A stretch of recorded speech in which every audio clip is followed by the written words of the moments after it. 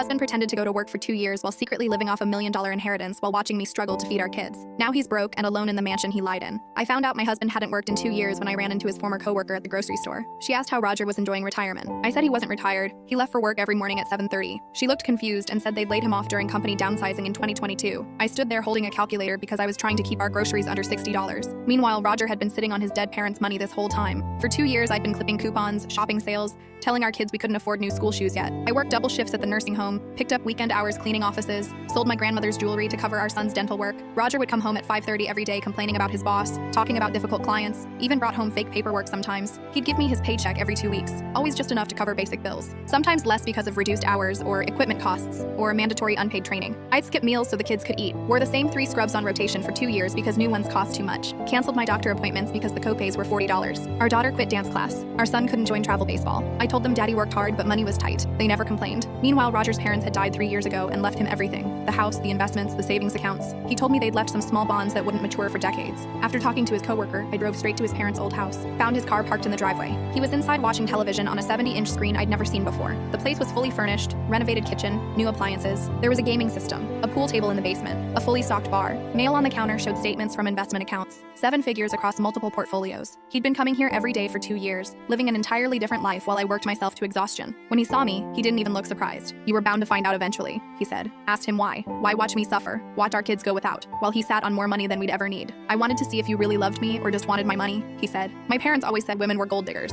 I had to be sure. 2 years of testing me. 2 years of watching me cry over bills, lose weight from stress, develop chronic back pain from working too many hours, all while he sat here playing video games and drinking expensive whiskey. I called my sister and asked her to pick up the kids from school, told her to take them to her house for dinner. Then I went home and waited. Roger walked in at exactly 5:30 like always, started his usual routine about his imaginary workplace. I let him talk about the meeting that never happened, the lunch he didn't eat with coworkers who forgot he existed. Then I placed the investment statement on the table. His face didn't change. "So you broke into my parents' house," he said, like I was the one who'd done something wrong. I told him I wanted a divorce. He laughed and said I'd never survive without his paycheck. That's when I pulled out my phone and showed him the photos I'd taken. Every room in that house, every statement, every piece of mail with his name on it. "My lawyer will love these," I said. "Hiding assets during marriage is fraud." He tried to explain that he was protecting the inheritance, that he wanted to make sure I was loyal, that his parents wouldn't have wanted their money going to someone who didn't truly love their son. I asked if his parents would have wanted their grandchildren to go without dental care, if they'd have wanted their daughter-in-law working herself sick while their son played pretend. He said I was being dramatic. I filed for divorce the next morning. My lawyer said hiding that much money while watching your spouse struggle showed exceptional cruelty. The judge agreed. I got the house, full custody, and half of everything including the inheritance he'd tried to hide. Roger lives in his parents' house now for real, not just 9 to 5. The kids don't visit him much. Hard to respect someone who watched you wear shoes with holes while he counted his millions. Last I heard, he tells people I was a gold digger who took everything. But my kids know the truth. They saw me work myself nearly to death for them while their father played games. That's worth more than any inheritance.